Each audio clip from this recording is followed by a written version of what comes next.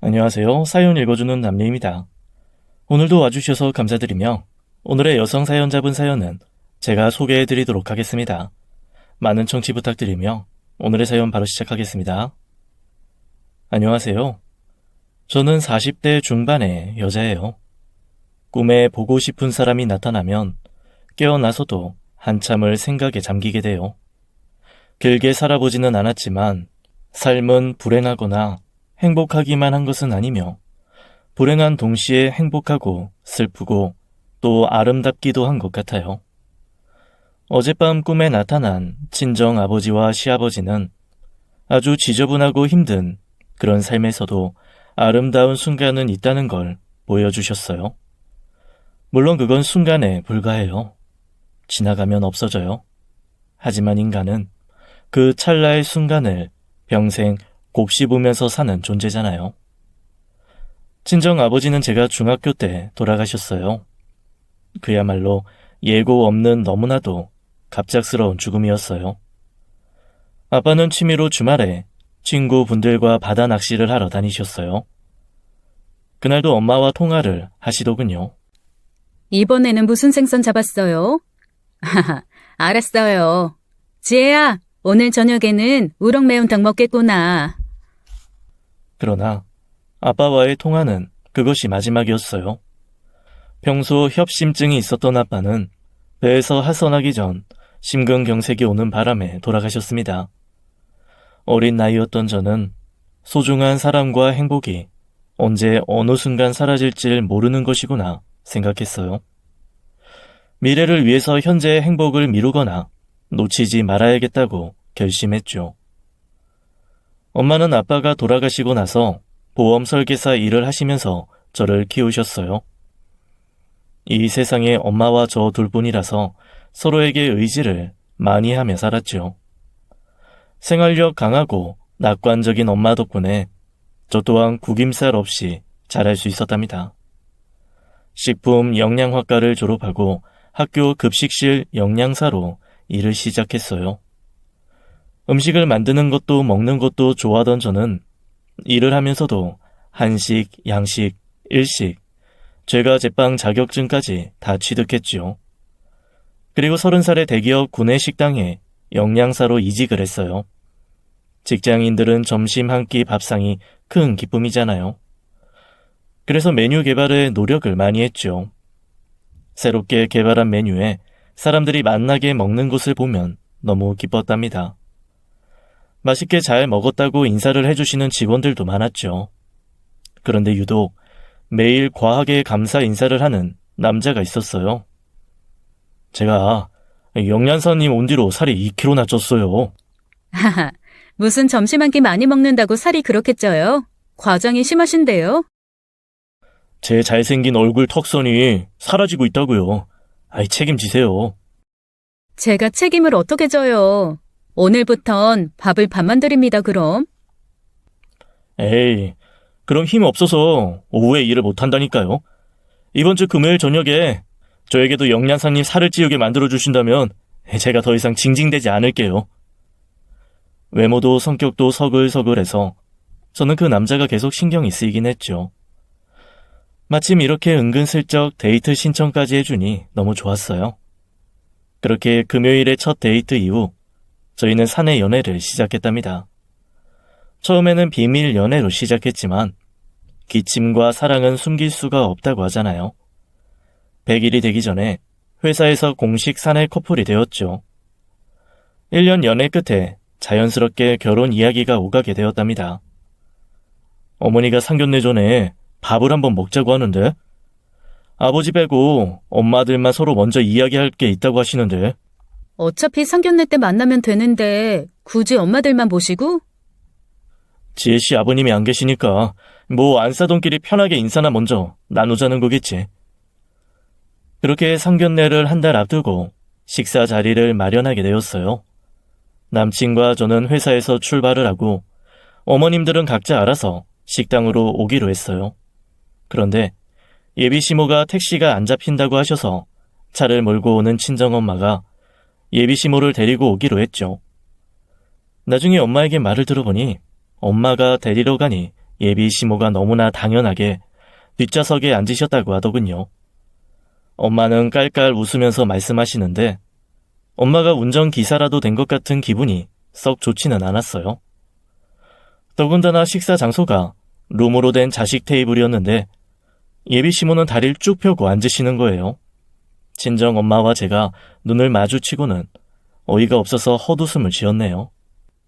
우리 문영이가요. 어디 내놔도 진짜 빠지지 않는 신랑감이라 여기저기서 선자리가 얼마나 들어오는지 모릅니다. 그런데 저한테 말도 없이 회사에서 연애를 시작했다고 하더라고요. 에휴, 아까운 선자리들이 얼마나 많았는지. 그러게요. 조서방의 성격도 외모도 훈훈하고 직장도 좋고 우리 지혜짝으로는 부족함이 하나도 없네요. 제가 보험 영업을 하다 보니 여기저기서 우리 지혜를 이어주고 싶다고 어찌나 극성을 부리는지 이게 다 인연인가 봅니다, 사부인. 예비 시모와 친정 엄마의 신경전이 시작되었죠. 제가 안사돈끼리만 보자고 한 이유는요. 우리 남편이 워낙에 소탈해서 예단 이야기는 따로 하려고요. 홀어머니의 외동딸이라 누가 봐도 기우는 혼사이긴 해도 문영이가 하도 좋다고 하니 결혼은 승낙했습니다만 예단이나 혼수까지 양보할 생각은 없네요. 누가 기우는지는 아직 모르죠. 먼저 해주시는 신혼집에 맞춰서 저도 못지않게 해드리죠. 홀 어머니 외동딸인 제가 탐탁지 않았던 예비 시모는 상견례 전에 기선 제압을 하려고 했던 모양이에요. 하지만 15년 보험 영업으로 다져진 친정 엄마의 내공도 못지않았죠. 결혼식까지 순탄하지는 않았죠. 그래도 상견례장에서 뵌 예비 시아버지의 인품이 너무 좋으셨어요. 개념은 어딘가에 항상 놓고 다니는 예비 시어머니의 막말을 알아서 중간에 커트해 주시더라고요. 원래 문영이 몫으로 준비해놓은 아파트 세입자가 계약 만료 전이라고 나갈 수가 없다고 버티니 어쩌겠어요. 일단 몇 달 동안이라도 우리랑 살면서 기다려야지 별 수 있나요? 원래 예전부터 양반 집은 분가하기 전에 시댁 가풍도 배울 겸 무조건 1년은 같이 살았어요. 요즘 시대에 무슨 양반 타령을 해. 처음에는 좀 불편하겠지만 그래도 우리가 가족으로 만났으니 서로 몇 달 동안은 익숙해지는 것도 괜찮지 않겠냐. 살면서 너무 불편한 점 생기면 언제든지 나한테 말하고. 신혼집 아파트를 해주신다며 예단비를 두둑히 챙긴 예비 시모에 계략이 아닐까 의심도 했죠. 신혼부터 시댁살이라뇨.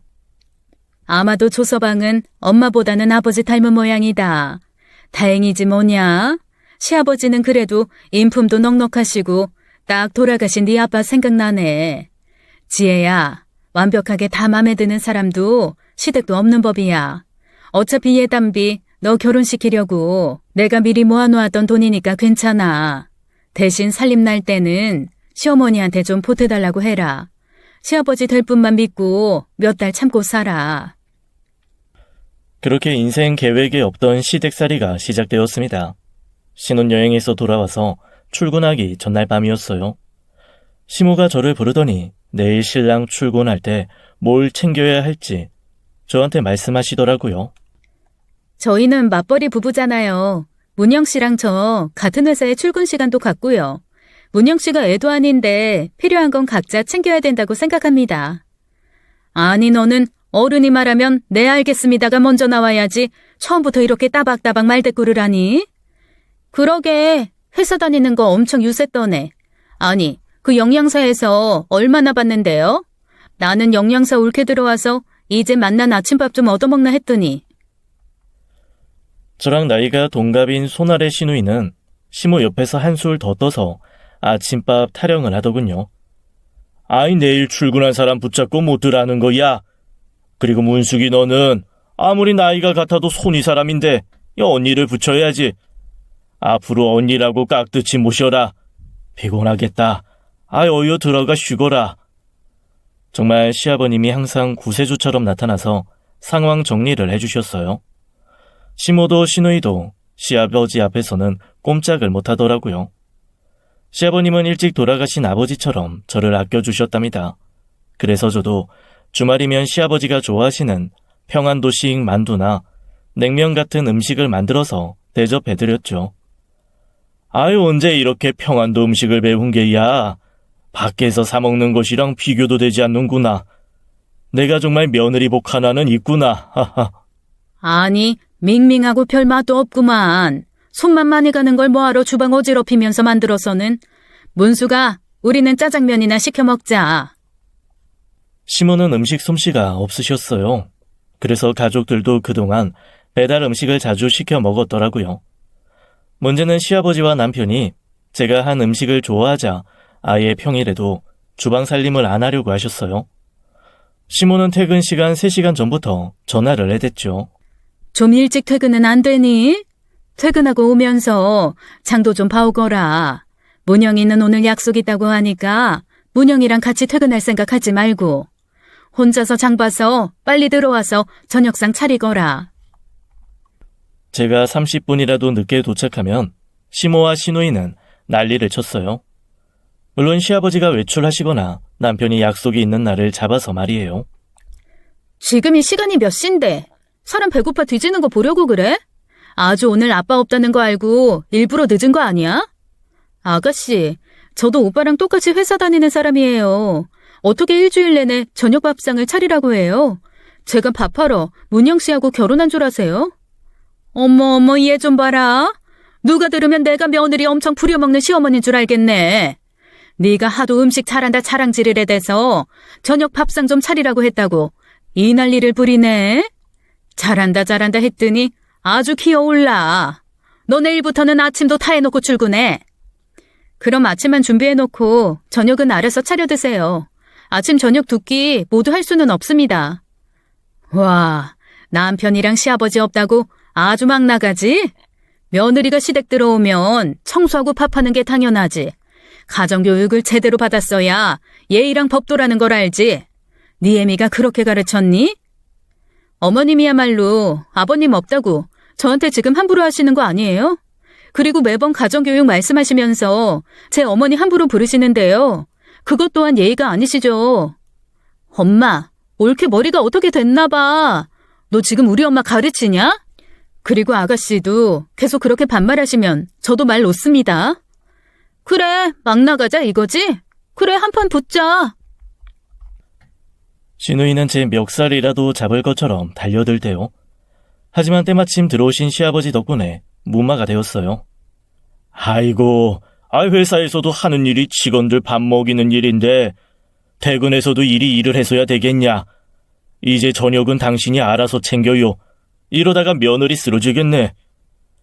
저는 다음 날부터 아침만 간단히 준비해놓고 출근을 했죠. 퇴근 이후에는 남편과 저녁을 먹고 들어가든지 아니면 친구들이랑 약속을 잡고 늦게 들어갔어요. 예정되었던 신혼 전셋집 계약 만료까지 한 달만 더 참자고 다짐했죠. 문제는 집에 들어가기 전까지 시모가 전화를 끊임없이 해댄다는 거예요. 전화를 안 받으면 부재중 전화가 10통도 넘게 걸려오는 거예요. 그리고 전화를 받기만 하면 고성을 지르면서 욕을 하시는 겁니다. 그동안은 시모와 시누이가 도가 지나친 행동이나 말을 해도 남편이나 시아버지에게 말을 하지는 않았거든요. 어차피 분가를 할 건데 그동안은 집안에 분란을 일으키지 말자고 생각했거든요. 하지만 더 이상은 참기가 힘들더라고요. 남편과 함께 있는데 시어머니에게 어김없이 전화가 왔어요. 저는 전화를 받았죠. 지금 문영이랑 같이 있는 거냐? 아니면 친구들이랑 있는 거냐? 친구들이랑요. 그리고는 핸드폰을 스피커 모드로 바꾸었습니다. 지금이 몇 시인데 아직도 친구들이랑 있어? 이 정신 나간 거사, 응? 결혼한 여자가 친구들이랑 술이나 처마시고 돌아다니는 주제에 시어미 알기를 개똥으로 하는 게지. 회사에서 밥이나 하는 주제에 뭐가 잘났다고 매일 늦고 지랄이야. 지금 당장 들어와서 저녁 밥상 차리지 못해? 시어머니는 평소처럼 고래고래 소리를 지르면서 막말을 했습니다. 음식점 안의 모든 사람들이 깜짝 놀라서 쳐다볼 정도였죠. 남편도 어머님의 고성과 막말에 당황을 하더군요. 아니, 엄마가 매일 전화해서 이랬다는 거야? 왜 진작 나한테 말을 안 했어? 미안해. 난 전혀 몰랐어. 어머님도 아가씨도 당신이랑 아버지에게는 숨기고 싶은 모습인가 보지. 그런데 내가 더 이상은 참기가 힘드네. 회사에서도 어머님 전화만 오면 경기가 일어날 것 같아. 남편은 시아버지에게 말씀을 드려서 계약 만료 전인 신혼 전셋집에서 이사 비용을 주고 예정보다 한 달 전에 집을 비우게 했습니다. 문영이에게 얘기 들었다. 아니, 난 조금이라도 네 얼굴 자주 봤으면 하는 생각에 몇 달이라도 함께 살려고 한 건데 미안하구나. 네 시애미가 좀 다혈질에 신경질이 있어서 그러니 네가 이해를 해주면 좋겠구나. 저도 아버님 곁에서 조금 더 있고 싶었는데 죄송해요. 아무래도 제가 부족한 점이 많아서 그런가 봐요. 그래도 집이 멀지 않으니 주말에는 자주 찾아뵐게요. 그렇게 시어머니와 신우이의 등살에서 벗어나게 된 줄 알았어요. 하지만 신혼집은 시댁에서 걸어서 10분 거리에 있다는 게 함정이었네요. 이사를 하고 저는 회사에 며칠 연차를 냈어요. 아무래도 정리해야 할 일들이 많았거든요. 친정 엄마가 도와주신다고 오셨어요.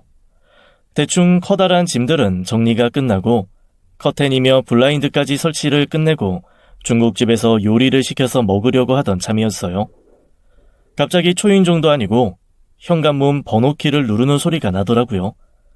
깜짝 놀라서 달려나갔죠. 시어머니와 시누이가 들어오고 있었어요. 아니, 비밀번호를 어떻게 하시고? 너는 어른을 보면 인사를 먼저 할 일이지 비밀번호가 중요하니? 내 아들 집 비밀번호를 내가 모를 리가 있어? 어머, 사부인, 사돈처녀, 안녕하세요. 오래간만에 뵙네요. 어머머, 이거 봐라. 아니, 분가한 지 며칠이나 됐다고? 벌써부터 친정엄마가 낮부터 눌러앉아 중국 요리나 시켜먹고 있어. 내가 이럴 줄 알았어. 오빠가 언니 혼자서 짐 정리하고 있을 거라고 도와주라고 해서 왔더니만. 어머, 엄마, 저거 술 아니야? 대낮부터 모녀가 신나셨네. 친정엄마 불러드리려고 시어머니 미친년 만들어놓고 분가했니? 내가 아들이랑 남편한테 무슨 소리를 들었는지 알아? 사부인, 무슨 오해가 있으신 모양인데요. 이삿짐 정리가 어디 하루로 끝나나요? 조서방은 출근해야 하니 제가 와서 좀 도왔습니다. 오해는 무슨, 눈앞에 다 보이는 사실을 가지고. 사부인, 원래 이 집을 문영이 주려고 제가 평생 모은 돈으로 준비해 놓은 거잖아요. 그런데 뒤늦게 들어와서는 살림살이도 다 지들이 알아서 구입하고. 얘, 너는 뭐 완전히 몸만 가지고 시집 온 거 아니니? 어머니, 살림살이 제가 그동안 모아놓은 돈으로 다 구입한 거고요. 어머님 그래서 결혼할 때 저희 친정엄마만 예단비 드렸잖아요. 그것도 여기 살림살이 다 채우고도 남을 돈이요. 어머머, 다 지난 이야기. 지금 예단비 많이 줬다고 유세야? 벗어났다고 생각했는데 끝이 아니었습니다. 그렇다고 친정엄마 앞에서 싸움을 이어갈 수는 없었으니 그날은 제가 꾹 참고 견뎠죠. 엄마는 눈앞에서 시모와 시누이의 행패를 목격하고는 걱정을 한가득 안고 돌아가셨어요. 저는 당장에 비밀번호를 바꾸고 남편에게도 절대 시어머니와 시누이에게 비밀번호를 알려주지 말라고 신신당부를 했죠. 그리고 당분간 시댁은 명절이나 행사가 있을 때만 가자고 부탁을 했어요. 남편도 상황 설명을 듣고 난 이후에는 별말 없이 알았다고 하더군요. 그런데 비밀번호 따위는 문제가 아니었어요. 그렇게 몇 달은 조용히 지나가는구나 싶었습니다. 우리가 시댁에 가는 횟수가 줄어들자 주말에 시어머니가 새벽 대바람부터 초인종을 누르기 시작했어요. 내가 새벽 약수터에서 떠온 약수다. 이게 그렇게 몸에 좋단다. 너희들 결혼한 지 이제 1년 다 되어가는데 애 소식은 없는 거니? 여자 나이 30 넘어가면 애가 생겨도 도산인데. 에이, 엄마. 때 되면 알아서 생기겠지. 내가 장손인데 다 생각을 하고 있지. 얘야, 우리 집안이 어떤 집인지 알고 있지? 네 아버님이 집안의 대종손이야. 문영이가 어여 대를 이어야 한다고 집안 어른들이 성화다. 아무래도 애가 들어서려면 몸가짐을 좀 정갈히 해야 하는데 분가했다고 이제 더 맘 놓고 친구들이랑 술 마시고 다니는 거 아니냐? 어머니, 저 원래 술 못 마셔요. 술은 이이가 좋아하고 잘 마시죠. 아니, 나는 네가 회사 그만두고 집에서 조신하게 살림이나 했으면 좋겠다만 그 영양사에서 몇 푼이나 벌겠다고 그러는지. 네, 그날부터 레파토리가 바뀌었습니다. 저는 아이를 못 갖는 나이 많은 새 신부가 된 것이죠. 주말마다 약수터를 들려서는 먹지도 않는 약수를 핑계로 집에 들려서는 잔소리를 퍼붓고 갔습니다. 그리고 냉장고를 뒤져서 먹을 만한 반찬이 있으면 시아버지 핑계를 대고 다 가져갔죠. 어쩌다 집안 행사가 있어서 시댁에 가면 친척들 앞에서 임신 걱정을 핑계로 돌려서 제 흉을 보시는 거예요. 여자가 기가 너무 세도 애가 들어서지 않는다는데 여자가 자꾸 남자한테 말대답하고 남자 머리 위에 앉으면 남자가 빨리 죽는다고 하잖아요. 나는 우리 며느리가 남편 기죽이지 말고 남편 말 고분고분하게 잘 들으면 소원이 없겠어요. 어허, 사람들 앞에서 쓰잘데기 없는 소리 또 한다. 우리 아들은 이제 우리 자식이 아니라 새아가 남편이라고. 그러니까 신경 끄라고 했지. 새아가가 알아서 다 잘하는데 전화해서 잔소리, 찾아가서 잔소리 말라 했지. 정말 시아버지가 중간에서 제 편을 들어주지 않았으면 저는 버티지 못했을 겁니다. 그렇게 시어머니의 자식 타령이 1년을 지나가자 가운데서 중재하던 남편도 피곤해하더군요. 아니면 시어머니에게 가스라이팅을 당해서 그런가 언제부턴가 저를 대하는 태도도 냉랭하게 변하더라고요. 아니, 엄마 말도 일리가 있는 거 아니야? 나도 친척들 보기에 이제 좀 그러네. 이제 결혼 2년 차인데 이렇게 계속 아이가 안 생기는 게 이상하잖아. 엄마 말대로 회사 그만두고 집에서 좀 노력을 해보던지. 아니, 애 갖는 게 여자 혼자 노력한다고 되는 일이야? 내가 회사 그만둔다고 애가 생겨? 집에서 무슨 노력을 하라고 하는 거야. 노력은 당신이 더 해야 하는 거 아니야? 하늘을 봐야 별을 따지. 요즘 매일 회식이다 하면서 늦게 들어오잖아. 남편은 시간이 지날수록 시아버지가 아니라 시어머니를 닮은 사람으로 변해갔어요. 처음에는 회식 자리가 잦아서 술을 마시고 늦게 들어오더니 어느 날부터는 말도 없이 외박을 하는 날이 잦아지더라고요. 집에 못 들어올 정도로 술을 마시는 게 말이 돼?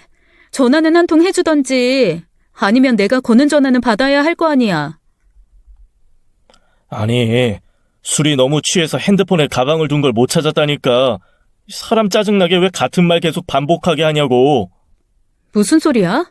내가 거는 전화를 어떤 여자가 여보세요 하고 받고는 깔깔대다가 끊어버렸다니까. 당신 혹시 바람 났어? 어느 주말 아침에도 남편이 전날 외박을 해서 부부싸움을 하고 있을 때 시어머니가 방문을 했어요. 제가 시어머니에게 남편이 외박한 사실을 말했죠. 아니, 남자가 사회생활 하다 보면 외박도 하고 여자 끼고 술도 마실 수 있지. 너는 그런 걸로 잔소리를 해대니 아이가 안 생기는 거야. 애도 못 갖는 게 뭘 잘했다고 남편을 잡어? 어머니도 제발 좀 그만 좀 하세요. 어머님 잔소리 때문에 생기던 애도 도망가겠어요. 어머님 아들이랑 여자랑 술 마시고 집에 안 들어왔으면 아들을 혼내셔야죠. 그만두지 못해? 어디서 엄마한테 고함을 질러? 이 여자가 내가 오냐 오냐 했더니 머리 끝까지 기어오르네. 남편은 다른 사람이 된 것 같았어요. 예전에 알던 제 남편이 아니었어요. 남편까지 변해버리고 나니 결혼 생활이 정말 지옥으로 변하는 건 순식간이더군요. 그런데 남편과 제가 같은 회사에 다니고 있었잖아요. 남편의 변화는 다 이유가 있었어요.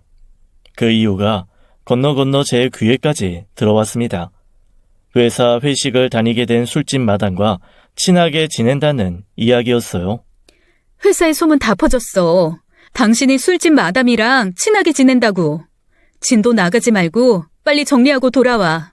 내가 이번 한 번은 봐줄게. 봐주길 네가 뭘 봐줘. 남들 다 쉽게 하는 임신도 못해. 시어머니랑은 맨날 말싸움이나 해대고 내가 집안이 편안해야 들어올 거 아니야. 하지만 남편은 몇 번의 제 경고를 무시하고 진짜로 바람이 났습니다. 제가 대형 튀김기에 요리를 하다가 팔목에 화상을 당해서 병원에서 치료를 받고 일찍 퇴근을 했어요. 오른쪽 팔을 다쳐서 밥도 혼자서 먹기 힘들었죠. 그런데 남편은 저녁 내내 연락이 되지 않았어요. 그날 밤에 남편은 아예 들어오지를 않았어요. 저는 뜬 눈으로 밤을 새웠습니다. 다음날 아침 일찍 시아버님에게 연락을 드렸어요. 깜짝 놀란 시아버님이 달려오셨어요. 아버님, 아무래도 아버님에게는 제 결심을 말씀드려야 할 것 같아요. 사실은 문영 씨가 바람핀 지는 몇 달 되었어요. 진짜 지나가는 바람이라면 저도 한 번은 눈 감고 살아보려고 했는데요. 이렇게 제가 다쳐서 쓰러져도 집에 들어오지 않는 남편과는 못 살겠어요. 아니, 안 살겠습니다. 아버님께서 저한테 너무 잘해주셨는데 이렇게 끝나게 돼서 너무 죄송해요. 아니다, 아니야. 아유, 얼마나 뜨겁고 아팠을꼬. 문영이 이 자식이 미치지 않고, 아유, 아내가 이렇게 다쳤는데 여자에 미쳐서 집에도 안 들어와. 내가 새아기 볼 면목이 없구나. 내가 자식을 잘못 키웠다. 네가 그동안 유별난 시어머니랑 시누이 때문에 고생만 했는데 어이할꼬. 아니에요. 그래도 좋은 기억도 있고 특히 아버님 때문에 행복한 시간이었어요. 아버님도 제 결심을 듣고는 더 저를 말리지 않으셨어요. 그리고 친정 엄마를 불러 남편의 옷까지만 간단하게 정리해서 트렁크 하나에 담았습니다. 그래, 잘 생각했다. 생각 같아선 이 새끼 연놈들을 잡아다가 두드려 패고 싶다만 손 더럽히지 말고 빨리 이혼해라. 오늘 네 꼴 보니 조서방은 가망 없는 놈이야. 남편은 아침이 돼서야 들어오더군요. 저는 트렁크를 남편에게 내밀며 나가라고 했죠. 이 집이 누구 집인데 나가라 말라 명령이야. 나가려면 네가 나가. 마침 장모님도 오셨네. 장모님이랑 짐 챙겨서 친정으로 가면 되겠네. 아니, 조서방, 눈이 있으면 지의 팔을 보고 안부부터 물어야 정상 아닌가? 애가 다쳐서 저 모양인데 밤새 연락도 안 되고 아무리 여자가 생겨도 그렇지 이렇게 돌변할 수가 있는 건가? 집으로 돌아간 시아버지에게 이야기를 들었는지 시어머니와 시누이까지 때마침 나타나더군요. 세상에, 벌써 친정엄마까지 불러서 우리 문영이 몰아세우는 거냐? 남자가 외박할 수도 있는 거지. 외박했다고 이혼한다고 하면 대한민국에 같이 사는 부부가 남아있겠니? 어머님, 외박이 오늘 처음이 아니라고요. 이번 달 들어서는 아예 연락도 없이 외박을 밥 먹듯이 했다고요. 그리고 제 팔 보세요. 어제는 저 혼자 응급실 갔어요. 보호자를 찾는데 남편이란 작자는 아예 나타나지도 않고 지금 아침에야 들어왔다고요. 그래서 우리 아빠 불러서 쪼르륵 이혼하겠다고 먼저 일러 바친 거야? 우리 아빠가 니네 아빠냐? 어따 대고 어리광이야. 사돈 아가씨, 말이 너무 심하잖아요. 다들 어쩜 모르는 사람이 다쳐도 걱정을 하는데 가족이란 사람들이 며느리 옳게 다친 건 아예 안중에도 없어요. 그리고 조서방, 밖에서 바람 피우는 게 뭐가 그리 당당한 일이야? 당장 무릎 꿇고 빌어도 시원찮을 판에 뭐가 어쩌고 저쩌? 아니, 지금 감히 누구 아들한테 무릎을 꿇으라 말아 하는 거야? 남자가 잠깐 바람 좀 필 수도 있지. 그렇다고 친정엄마까지 쫓아와서 이 난리냐고. 뭐? 그럼 바깥 사돈이 잠깐 바람 좀 펴도 사돈은 남자가 그럴 수도 있겠구나 하시겠네요. 사돈은 그렇게 살아요. 그런데 내 딸은 그렇게 안 살 거예요.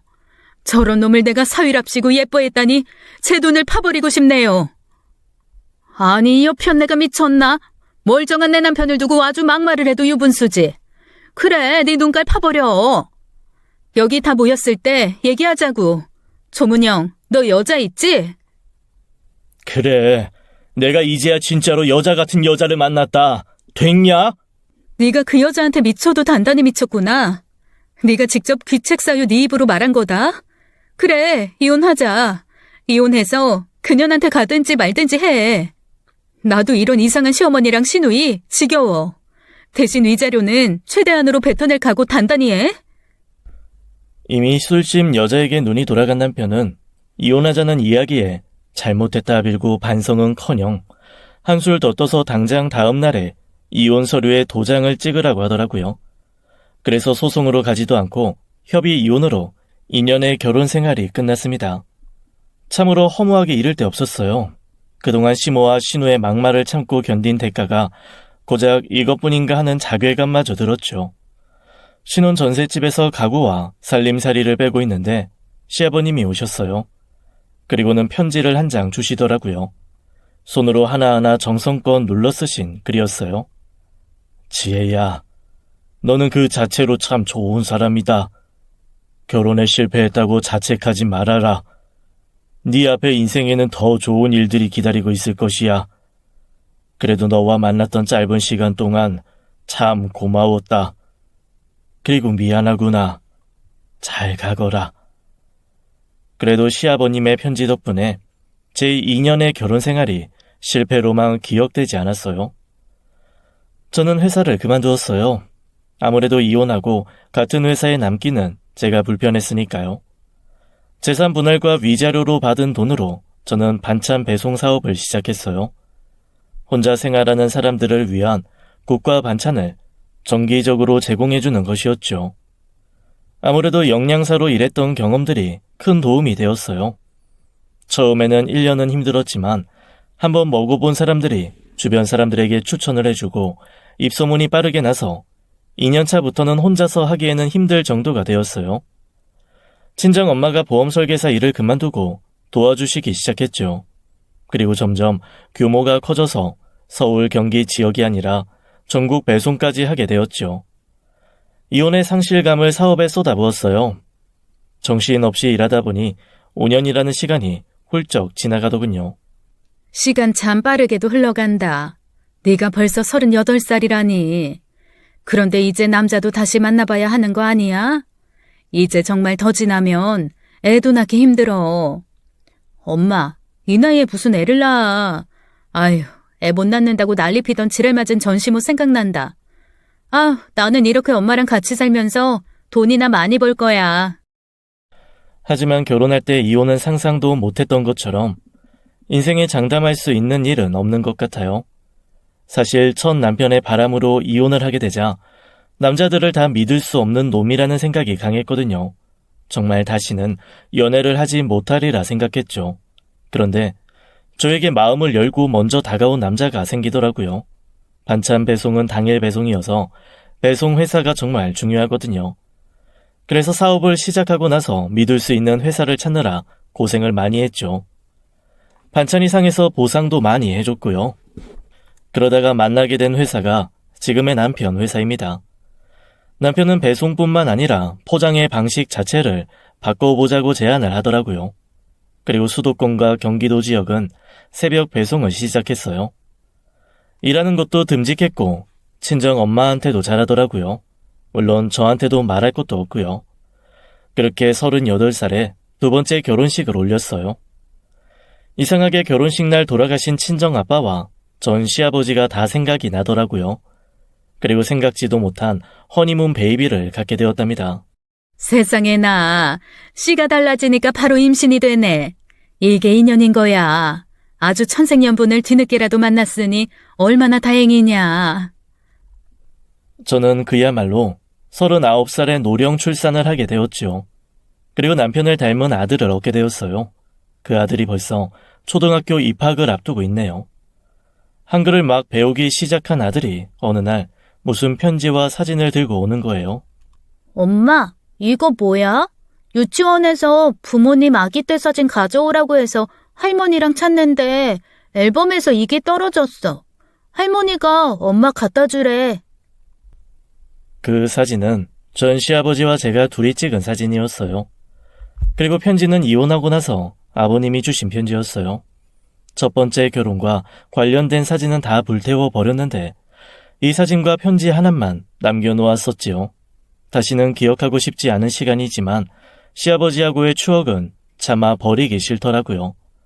지방으로 출장을 가야 해서 급하게 사진과 편지를 가방에 넣고 집을 나왔어요. 기차에서 사진과 편지를 읽어보며 문득 어떻게 잘 지내시나 궁금한 마음이 들었죠.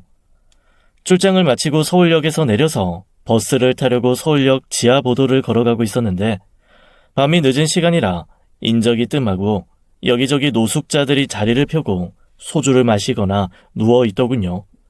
조금은 무섭기도 해서 발걸음을 빨리 해서 걷고 있는데 어디서 시끄러운 소리가 들렸어요.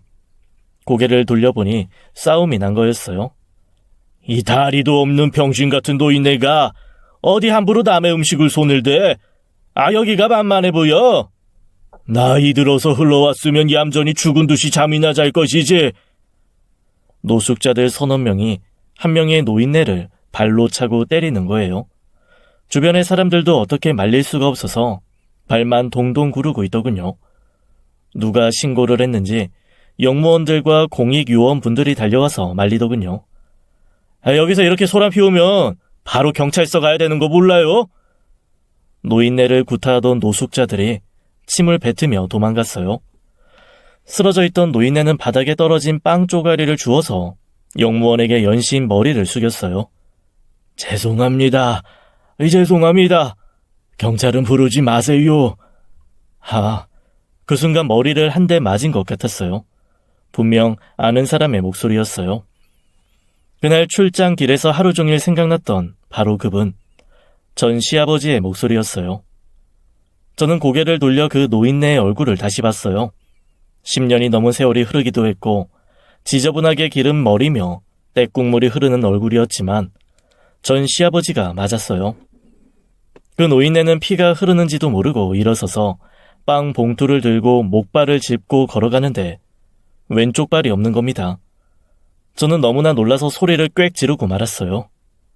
아이, 놀라게 해서 죄송합니다. 전 시아버지는 저를 알아보지 못하고 연신 고개를 수그려서 사과를 하고는 쩔뚝이며 걸어갔습니다. 저도 모르게 눈물이 흐르더군요. 저는 그 노인네를 따라가며 외쳤어요. 아버님! 제가 아버님이라 부르자 주위에 있던 사람들이 다 놀라서 쳐다보더군요. 저는 2번, 3번 더 아버님이라 외쳤지만 시아버지는 전혀 들리지 않는 것처럼 걸어갔어요. 저는 달려가서 전 시아버지의 팔을 잡았어요. 오히려 전 시아버지가 깜짝 놀라서 제 손을 뿌리치더군요. 아이고, 제가 무슨 잘못이라도 했나요? 제 옷 더러워요. 만지지 말고 말하세요. 아버님, 이게 어떻게 된 일이에요? 저 못 알아보시겠어요? 저 지혜예요, 이지혜. 아버님 큰아들 문영 씨랑 결혼했었던 며느리요. 아버님의 처참한 몰골에 눈물이 멈추지가 않더군요. 이렇게 아버님을 만나려고 우리 아들이 그 사진을 찾은 건가 싶더라고요. 무슨 말씀이에요? 사람 잘못 보셨어요. 아버님은 지혜라는 이름을 듣고는 표정이 달라졌어요. 하지만 바로 고개를 돌리고는 제 손을 뿌리치고는 쩔뚝이며 급하게 발걸음을 옮기는 거였어요. 저는 바로 달려가서 아버님 앞에 섰어요. 아버님 눈앞에 가방이 있던 사진과 편지를 꺼내서 보여드렸어요. 아버님은 그 사진을 보시고는 주저앉으시더라고요. 아이고, 이 바보 같은 거사. 이런 꼴 봤으면 어여 모른 척하고 도망을 가야지. 내가 이런 꼴로 너를 다시 만나다니. 지금이라도 빨리 그냥 가거라. 아버님, 저인 줄 아까 바로 아셨죠? 그런데 왜 모른 척 하세요? 아버님과 저는 서로를 부둥켜 안고 한참을 울었습니다. 사람들이 쳐다보던 말던 상관이 없었어요. 왜 그렇게 화가 나면서 슬프고 억장이 무너졌는지 모르겠어요. 그동안 잊고 있었던 고됨 시집살이 때문이었는지 괜찮다고 생각했던 전 남편의 바람 때문에 상처받았던 어린 날의 제 감정 때문이었는지 좋아했던 시아버지가 이렇게 처참하게 변해버려서 속상한 마음 때문이었는지 말입니다. 저는 시아버지를 모시고 가까운 음식점으로 들어갔어요. 아유, 여기 노숙자는 안 받아요. 다른 손님들이 불편해해요. 제가 음식값 몇 배로 낼게요. 저기 구석으로 가서 먹으면 되잖아요. 시아버지는 미안해서 어쩔 줄을 모르더라고요. 저는 주인장에게 물수건을 많이 부탁했어요. 그리고 아버님 팔에 흐르는 피를 닦고 손이랑 얼굴도 다 닦아드렸죠. 내가 너를 만나려고 간밤에 꿈을 꾸었나 보다. 너는 시간이 흘렀는데도 하나도 변하지 않았어. 에이, 아버님, 제가 이제 40대 중반이에요. 13년이나 지났는데 저도 많이 늙었죠.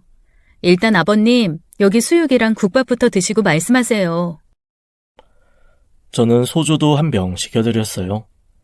예전에는 소주는 잘 드시지도 않았는데 물컵에 따라서는 벌컥벌컥 드시더라고요. 얼마나 많이 굶으셨는지 제대로 씹지도 않고 국밥이랑 수육을 급하게 드셨어요. 그 모습을 보고 있자니 짠한 마음이 올라왔어요. 식사를 다 하고 나시자 제 눈을 제대로 바라보셨어요. 도대체 그동안 무슨 일이 있으셨던 거예요? 다리는 왜 이렇게 되신 거고요? 이야기가 길다. 네가 문영이랑 이혼을 한다고 했을 때 내가 끝까지 말리고 문영이 이 자식을 두드려 패서라도 정신을 차리게 했어야 했는데 그때 아버님이 제 생각해서 이혼할 때도 제 편 들어주시고 많이 도와주셨잖아요.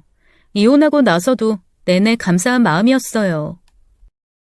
문영이 이 자식이랑 바람이 난 여자가 알고 보니 전형적인 꽃뱀이었던 거라.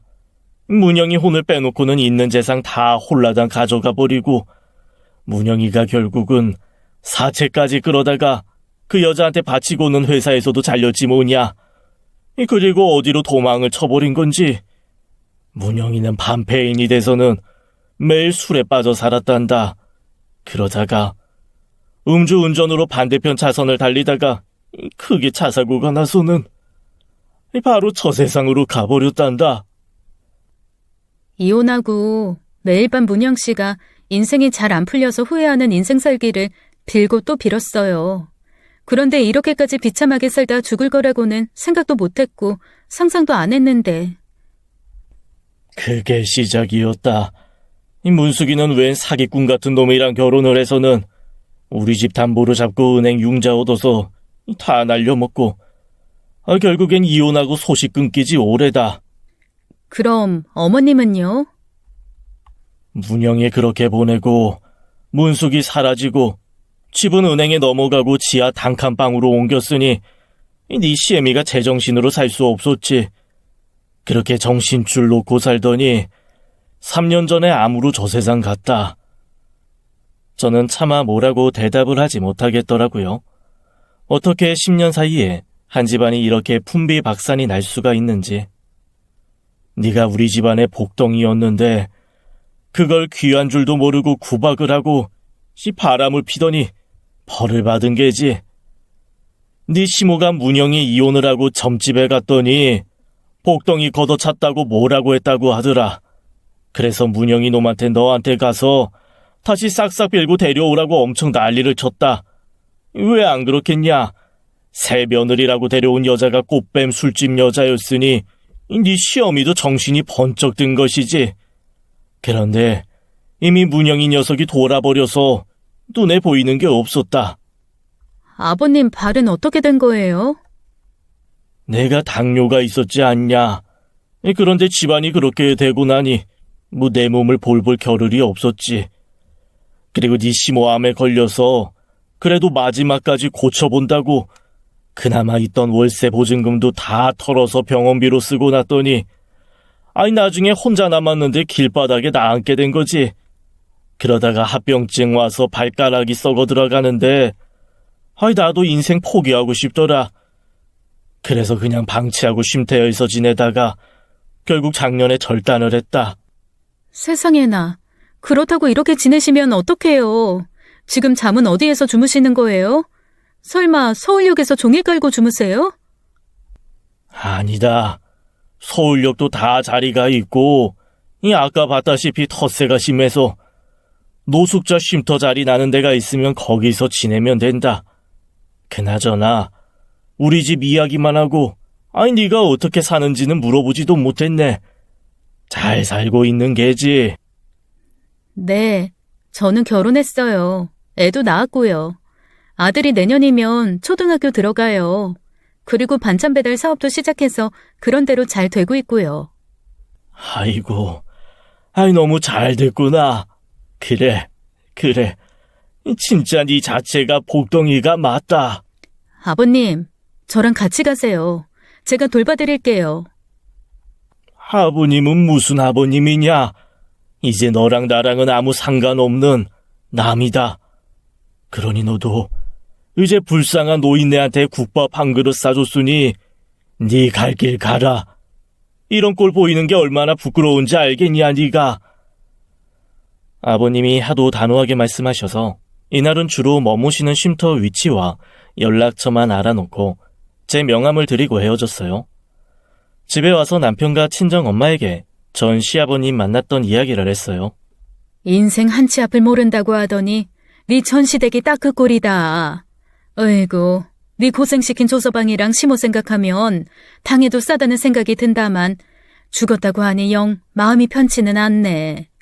특히나 전 시아버님은 너무 좋으신 분이었는데 발까지 잘라냈다니 참. 당신한테 숨기고 싶지 않아서 다 이야기하는 거야. 사실 전 시아버님이 돌아가신 우리 아빠처럼 나한테 잘해주셨거든. 재혼한 남편은 부모님이 어릴 때 모두 돌아가셔서 자수성가한 남자였어요. 워낙에 배포가 크고 마음 씀씀이가 넓은 남자라 제가 전 시아버지를 걱정하는 마음까지 다 헤아려 주었죠. 저는 계속해서 다리까지 불편한 전 시아버지가 걱정이 돼서 일이 손에 안 잡혔어요. 당신 옛 시아버지 입장이란 것도 있을 테니까 무작정 도와준다고 하면 오히려 숨어버릴 수도 있어. 차라리 우리가 봉사를 하는 셈치고 쉼터에 도시락을 주말마다 갖다 드리면서 안부를 확인하면 어떨까? 맞다. 좋은 생각이네. 아버님을 위해서 당뇨식단으로 한번 만들어봐야겠어. 저는 그날부터 당뇨식을 한 끼 밥상으로 혹은 도시락 메뉴로 개발을 했어요. 그리고 새로운 당뇨 환자를 위한 메뉴 개발을 핑계로 일주일에 한 번씩 아버님을 찾아갔죠. 대신 남편과 친정엄마 없이 직원들을 데리고 저 혼자 갔죠. 내가 미안해서 네 얼굴을 볼 수가 없다. 그냥 나는 이 세상에서 없다고 생각하고 살라니까 왜 이렇게 자꾸 찾아오냐? 아버님이랑 제가 인연이 이렇게 깊은 걸 어떻게 해요. 미안하다는 말 대신에 고맙다고 해주시면 안 돼요? 덕분에 저랑 저희 회사 직원들도 봉사하고 좋잖아요. 여기 쉼터분들도 좋아하시고. 에이그, 네 고집을 당할 수가 없구나. 아버님, 왼쪽 발에 의족을 하면 어떨까요? 제가 병원까지 예약했어요. 이거 취소하면 다시 예약 잡기 힘들어요.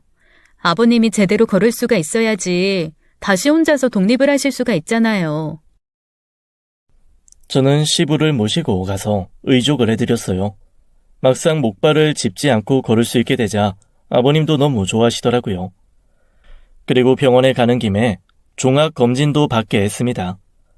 아버님의 안색이 날이 갈수록 검어지고 기침도 너무 많이 하셨거든요. 그런데 인생이 참 잔인해요.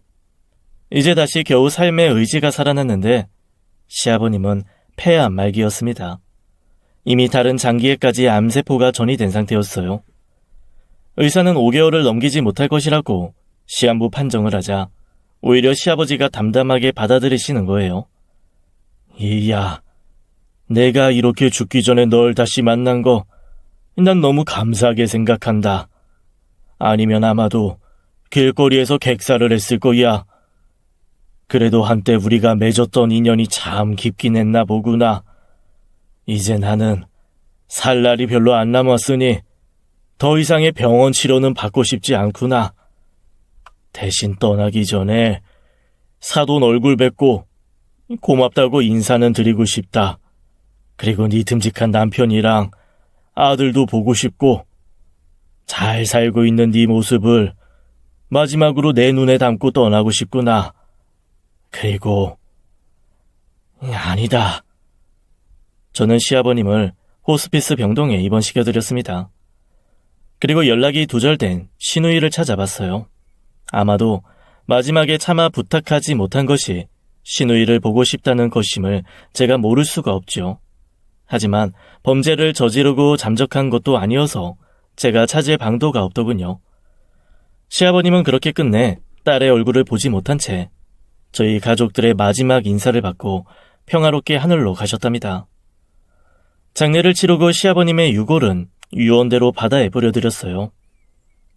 저는 다시 일상으로 돌아왔지요. 시아버님 때문에 개발하게 된 당뇨식 반찬이 반응이 좋아서 사업을 더 확장하게 되었답니다. 아마도 하늘나라에서 먼저 가신 아빠와 시아버님이 만나서 저를 응원해주는 덕분 아닐까 해요. 아무리 힘든 와중에도 보석 같은 사람이나 순간이 있다면 그것으로 힘든 인생을 견딜 수 있는 것 같아요. 어떻게 보면 악연으로 끝날 수도 있는 관계였지만 저에게는 이제 담담하게 과거를 돌아보게 해주신 분이었네요.